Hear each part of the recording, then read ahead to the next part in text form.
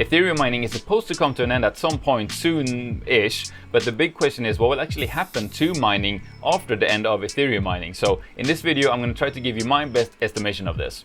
Warning, there are people pretending to be me in the comments and on social platforms. I'll never ask you to add me on WhatsApp or Telegram, and I'll never ask you to send me money, crypto, or your personal information. Alright? So please be careful, use your common sense, and don't let any of these imposters fool you. Alright, now back to the video. Hey, how's it going, GPU heads? Thanks for clicking on my video. Seb Heslo here, and even though it feels like we've been saying it for about 2 years straight, at some point Ethereum mining will actually end. And it's easy to get lost in the numbers trying to calculate what mining profitability will actually be like after then, which I have done before, by the way. I'll leave a link to that video up in the card there as well as in the description. But in this video, instead of being theoretical, I'm going to try to give you my much more pragmatic view on what is actually going to happen. And I'm also going to cover what mining rigs will more than likely still be profitable on Ethereum Classic, Ergo, Ravencoin and FLUX after the end of Ethereum mining. But first, I'm really excited to show you guys that we finally have official GPU Heads merch. Check it out, guys.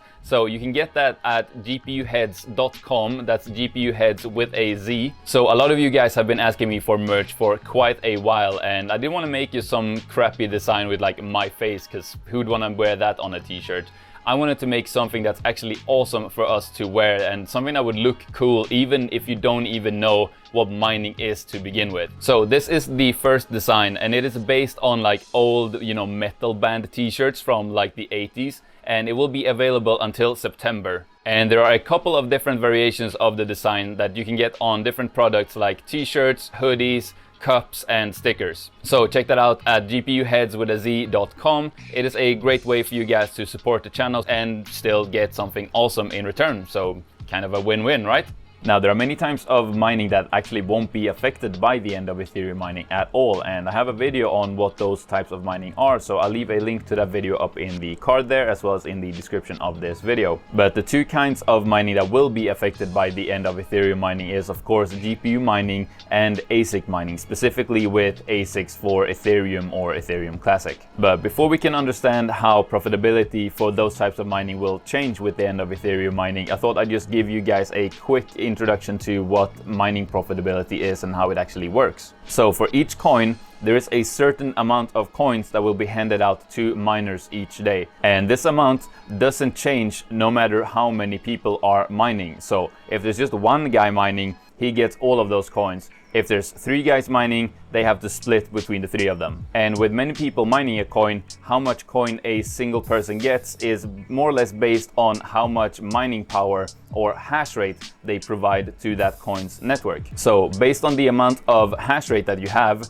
you get a certain amount of coins per day, and that is your coin yield. For example, 100 Ravencoin per day. And then of course, those coins are worth something in terms of dollar value. So for example, for 100 Ravencoin, that would currently be about $2 per day. And that would be based on the actual coin price of that coin multiplied by how many coins you get per day. And that is what we call your mining revenue. But of course, running your miners also costs money, mainly for the power they consume, right?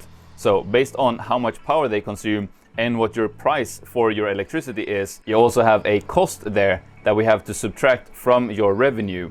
So if we take your revenue minus the cost of running your mining operation, what we're left with then is your actual mining profit.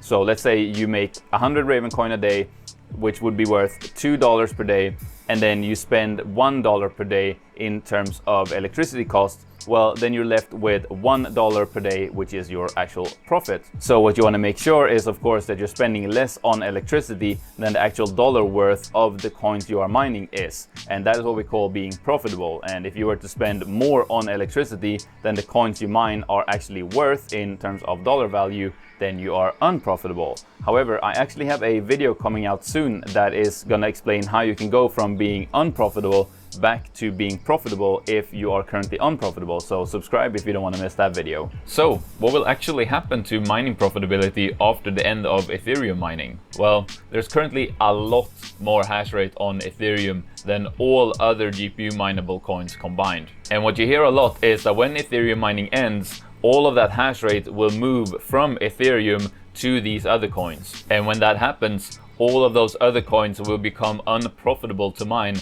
because the mining rewards will be spread so thin, because there will be so much hash rate on the networks for those coins. But to me, that claim never really made any sense, because why would people mine a coin if it's not profitable? Because if everyone just moved their hash rate from Ethereum to these other coins, then they wouldn't be profitable to mine anymore for anyone. So basically what this means is that when the end of Ethereum mining happens, most likely some people are gonna have to shut off their mining rigs. But how can you know exactly who that will be? Who will be able to keep mining profitably, and who will have to shut off because their rigs are unprofitable? Well, that is what we're gonna have a look at now. But first, there's just one more thing we need to take into account, and that is that not all the hash rate that is currently on Ethereum will be able to move to other coins. And that is because we know for a fact that a big chunk of the hash rate that is on Ethereum right now is made up of ASICs, which ASICs are machines that can basically only mine one single coin. And while we do know that there are some Ethereum ASICs that can also mine Ethereum Classic,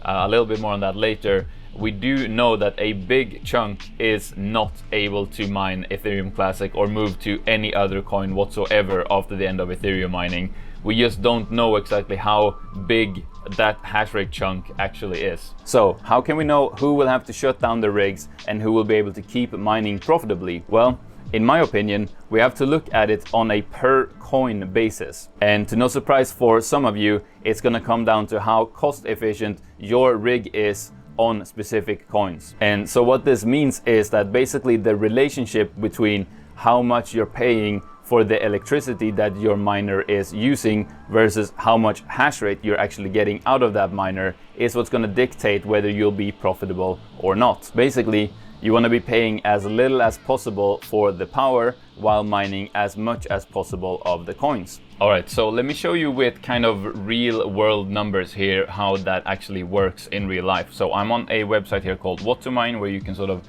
check mining profitability, and I'm for their calculator for Ethereum Classic mining profitability. And so basically what we do here is we just plug in our hash rate, the power consumption, and it tells us how much we make per day. So let's start by just plugging in a RX 580 GPU, which is a roughly 30 mega hash and 130 watts. I know we can tweak them to get a bit better than that, but let's just go with that for this example here. And as you can see with these current values here, an RX 580 on Ethereum Classic would just about break even, making 2 cents per day after the electricity cost. Now, a few things to keep in mind. First of all, of course, this is affected by whatever you pay in terms of your price, your power cost per kilowatt hour. So if we say instead of 10 cents per kilowatt hour, we go 15, you can see that we are now unprofitable.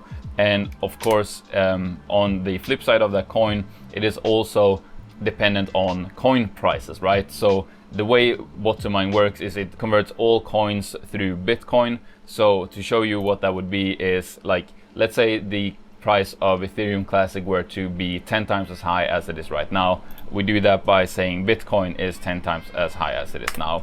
And then you can see we are obviously making more money because each Ethereum Classic that we're mining is worth more.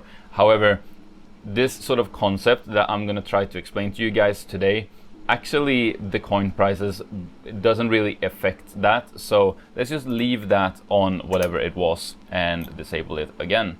Now, what I want to show you here is what happens when all of the hash rate from Ethereum were to move over to Ethereum Classic. And basically what happens then is that this thing, the mining difficulty, will start to increase, right?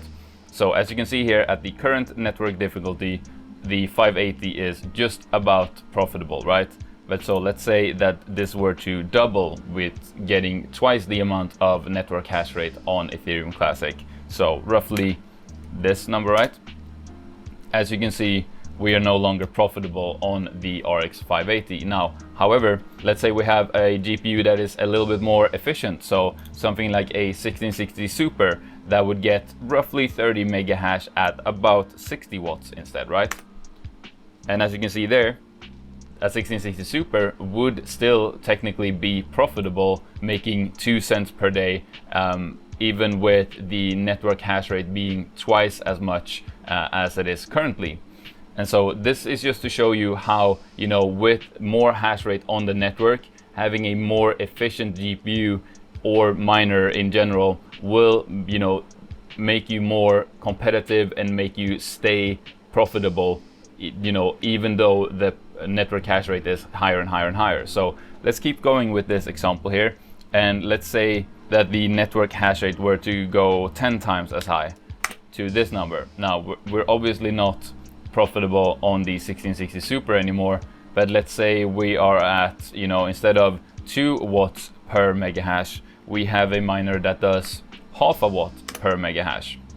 Then again, you can see we are now profitable again. So all that to show you how kind of like the network hash rate in relation to the efficiency of your GPUs or your miner, you know, how that relationship works basically. But of course, at some point we will hit a ceiling where there is no GPU or miner that is more efficient on Ethereum Classic. And basically the way I believe that it's all gonna go down is whatever is the most efficient miner on whatever coin, that is what's gonna set the first bar for what is, you know, still gonna be profitable. Because if there isn't anything that's more efficient on that coin, then why would they not be profitable? Why would anyone throw any kind of hash rate onto that coin? Because anything other than that miner will be unprofitable because it is less efficient. So that is kind of the whole overall thing that I'm trying to convey in this video, and I hope you understand what I sort of am getting at with that. So let's have a look at Ethereum Classic as an example for that, right? And I have here the website asicminervalue.com, where you can find, you know, the mining efficiencies of ASICs, because for Ethereum Classic there are some ASICs. So let's have a look here, and as you can see, the sort of most energy efficient ASIC miner for Ethereum Classic is the Jazz Miner series. You can see they have a few different versions here. A common one is this 520 mega hash one. So let's just fill that in here. So that was 520 mega hash for 240 watts. And as you can see then, with 10 times the network difficulty or the network hash rate compared to what it is right now on Ethereum Classic, the Jazz Miner would still be making a profit. And since there is nothing that is more efficient on Ethereum Classic, then it's fairly safe to say that the Jazz Miner should theoretically always be profitable. At least that is sort of my view of it, my personal view of it all. Now, this is not financial advice, of course, as nothing in my videos ever is. And you might say, wow, just about breaking even on the Jazz Miner, how is that even worth it? Well, let's have a look at actually how many Jazz Miners they would take to completely saturate the Ethereum Classic network hash rate to the point where the Jazz Miners are just breaking even. So let me just reload the page here, and let's enter in the stats for the Jazz Miner again here. And this is for the current network difficulty. So let's just say that would increase by, you know, tenfold, right? So 10 times the amount of network hash rate on Ethereum Classic compared to right now. And then you can see we are basically just about breaking even profitability wise with the Jazz Miner. So what does that actually mean in terms of amount of Jazz Miners on the network? Well, if we have a look at the network hash rate for Ethereum Classic, we can see that it's about 22 terahash right now. So 10 times that would be 220 terahash. So let's just convert that to mega hash real quick. And we can see that's 220 million mega hash. So 220 million mega hash divided by 520 mega hash per Jazz Miner. That means there would have to be 423,000 Jazz Miners mining Ethereum Classic. Now, I don't know about you guys, but I don't believe there are 423,000 Jazz Miners in this world. I don't even think there's 10,000 Jazz Miners in this world, to be honest with you. But so all of that to show you that, like, there isn't like there's plenty of space for all of the gas miners in the world to move over to Ethereum Classic. Like, let's say there are 10,000 gas miners in this world, right? So that would be 10,000 times 520 mega hash. So that's 5 million mega hash. So that is what, like 2.5% of the theoretical hash rate that would be needed in order for the gas miners to just be about profitable on Ethereum Classic. And all of that to say that, like, there's still plenty of space for less efficient miners to also still be profitable, which also would mean that the gas miners would be more than just about breaking even. They would be, you know, significantly profitable, maybe. Oh, and guys, by the way, if you want to actually get a gas miner, I have a discount code for you guys. I'll leave that in the video description, so you can go check that out. That's with Jingle Mining. I think that is the very best price you can get on the gas miners, but that's not what this video is about. So let's move on here. So let's see on our list here what the second best Ethereum Classic miner would be, which is basically the iPolos with about 0.8 watts per mega hash. And now, just for those of you who do believe in mining sort of long term with this, the iPolos are also available at Jingle Mining, and you can use that same promo code to get a discount. Now, I didn't mean for this to be a plug ASIC miners video, but just for those of you who want to get in on this, make sure you get the best deal possible, and I believe that is with my promo code. So check that out if you want to get one. If not, cool. But moving on, then again, we have the same sort of thing with, like, well, is there enough, you know, iPolos to saturate the Ethereum Classic network so that nothing, you know, less efficient than the iPolos would be profitable? And again, I don't think so, because the iPolos are like brand new. They just came out, I believe, a couple of months ago. So definitely there shouldn't be that many iPolos in the world. So if we just keep going down the list here, we can see then we have a InnoSilicon sort of Ethereum Classic ASIC miner here that isn't even that efficient. And if we're talking about 1.5, you know, watts per mega hash, now we're kind of almost soon in GPU territories. So is there a possibility that, you know, GPUs might actually be profitable on Ethereum Classic after the Ethereum merge? Yeah, maybe, because there might not be enough ASICs to sort of saturate to the point where, you know, even a, you know, less efficient GPU, less efficient, you know, in comparison to, like, let's say the gas miners and the iPolos, wouldn't still also be profitable. But speaking of actually GPU rigs, let's have a look at the other coins that I mentioned, so Flux, Ravencoin and Ergo, because as opposed to Ethereum Classic where there actually are ASICs that can mine that coin, for those other coins, Ravencoin, Flux, Ergo, they have ASIC resistant algorithms, which basically means that there should be nothing more efficient than the most efficient GPUs for those coins. So let's have a look at that, but first a quick word from our sponsor. Whatum! Are you worried about GPU mining profitability after the Ethereum merge? Wish you could get into direct Bitcoin mining, but you don't want to have a super loud ASIC heating up your house 24/7? Well, Whatum makes getting into Bitcoin mining super easy with their complete mining solutions. That includes offering you all the latest ASIC miners, mobile mining containers and power transformers, or, if you'd rather, they also offer complete hosting services or full facility build-outs. That means that you can run one of your miners in one of their many warehouses. Whatum is the largest distributor of Bitcoin mining equipment in the United States, with their team of over 100 mining experts offering exceptional customer service. They also offer installment payment plans, which makes getting into Bitcoin mining or scaling your current mining operation that much easier. So check them out at whatum.io/seb or by clicking the link in the video description. Alright, so let's start by having a look at Ravencoin here, and I want to give a quick shout out to a fellow YouTube crypto miner here called Kiwi Crypto Miner. I'll leave a link to his channel in the description. He is definitely a master of, you know, overclocking AMD cards.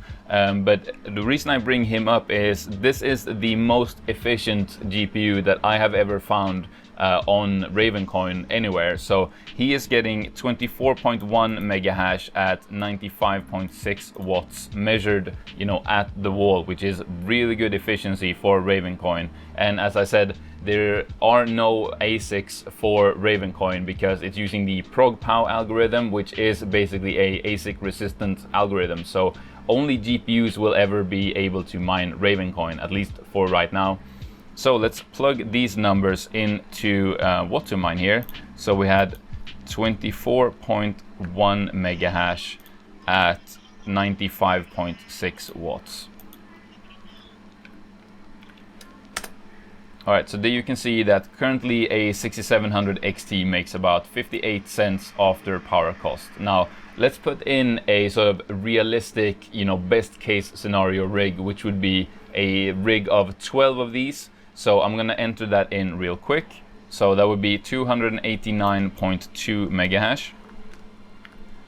And as for power, that would be 1147.2 watts. Now let's add another 50 watts for the rest of the system. So 1200 watts, let's say. So there we go. That is the sort of most efficient Ravencoin mining rig that I can think of that, you know, would be possible. So let's see how much of an increase to the Ravencoin network hash rate it would take for a rig like this to just about break even. So let's go 3.5 times. And that's where we kind of no longer break even. So let's just go with 3.5 times for now. And let's have a look at the overall Ravencoin network hash rate here. So I got that up, which is 2.46 terahash per second. And let's just multiply that by 3.5. So that would be 8.61 terahash per second. And let's convert that to mega hash, which would be 8,610,000 mega hash. So let's have a look and see how many 6700 XTs that would actually be. So we have 8,610,000 and then divided by, as found by, again, Kiwi Crypto Miner, shout out to him, 24.1 mega hash.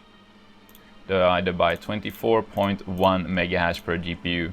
357,261 6700 XTs they would have to be on the network. Now, of course, there are other GPUs that are close to as efficient as the 6700 XT as well, and that is kind of my whole point, is if you have whatever is the most efficient GPU, you should be totally fine, because there won't be enough of that GPU on the network to saturate to the point where those GPUs aren't making money and being profitable anymore. So let's move on to Flux next, shall we?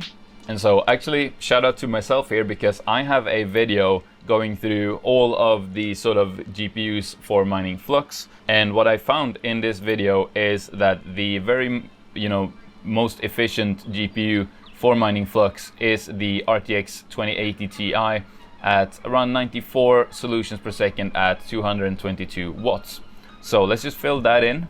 94 solutions at 222 watts. Hit calculate on that.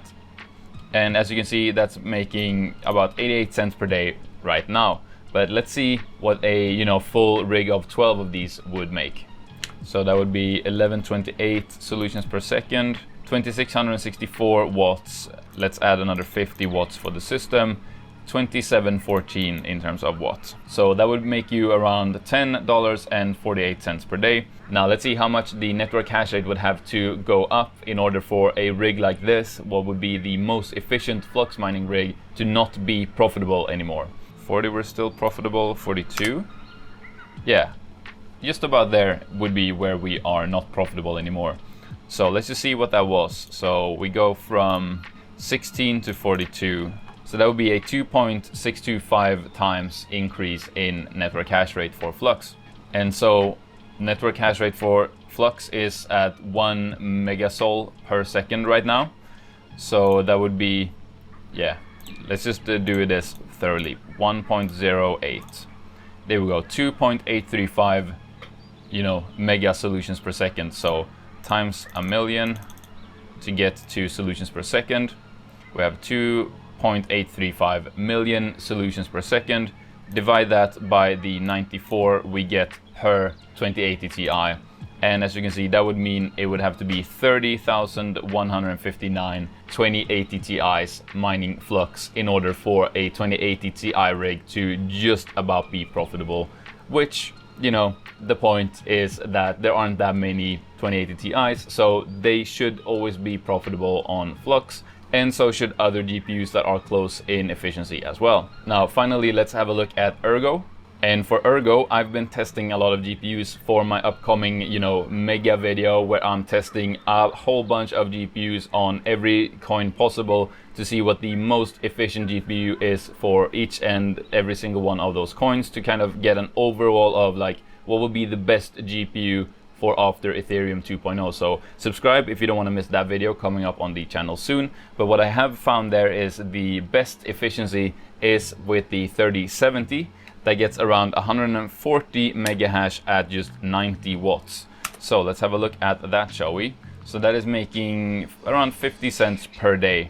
Now let's do a 12 3070 rig and have a look at what that would make. All right, so 1680 in terms of hash rate. And as for power, we got 90 times 12 plus another 50 for the system, 1130. So 1130, there we go. Profit is about $5.71 per day currently. Now let's see how much the network hash rate will have to go up for this to not be profitable anymore. So let's go 4.1. And there we go, we are just about breaking even there. So 4.1 divided by what we had, which was 1.33. So a 3 times increase in network hash rate before a 12 by 3070 rig wouldn't be profitable anymore. So let's see what that actually means in terms of hash rate. So on Ergo right now we have 10.9 terahash. So let's just multiply this by 10.9. 33.6 terahash is what the network hash rate will have to be in order for a 3070 rig to just about be profitable. And so to go from terahash to megahash, of course, we have to multiply by 1 million. There we go, 33.6 million. And then divide that by the 140 megahash we get out of a 3070, 240,000 3070s. Which again should show you that a 3070 rig should always be profitable on Ergo, because nothing else can beat it, and there also shouldn't even be enough, you know, 3070s mining specifically Ergo that would completely saturate the network hash rate anyway. So there you have it. That is my best practical estimation of what will actually happen. Now, of course, there's probably going to be a few weeks directly after the end of Ethereum mining where it's all just going to be kind of a bit of chaos. But what I've presented here is kind of my best estimation of how I think things will sort of shake out after a few weeks. And that is on a coin by coin basis. The network hash rate will fill up with first the most efficient miner, then the second efficient miner, then the third efficient miner, and so on, until you hit a sort of breaking point where the network hash rate is so high that the least efficient of those miners will just about break even, and everything more efficient than that should still be making a decent profit every day. But that's it. If you found this video helpful, then please give it one of these. And if you really liked it, you can now join the channel to help support what I do here. It really does make a big difference and it means a lot to me, so thank you. But what you gotta do now is you gotta click on one of those videos on the screen. Because this video is over, you can also click the picture of my face to subscribe to the channel. I'd really appreciate that. But yeah, go click on one of those videos and I'll see you there. Goodbye. Goodbye, bye bye.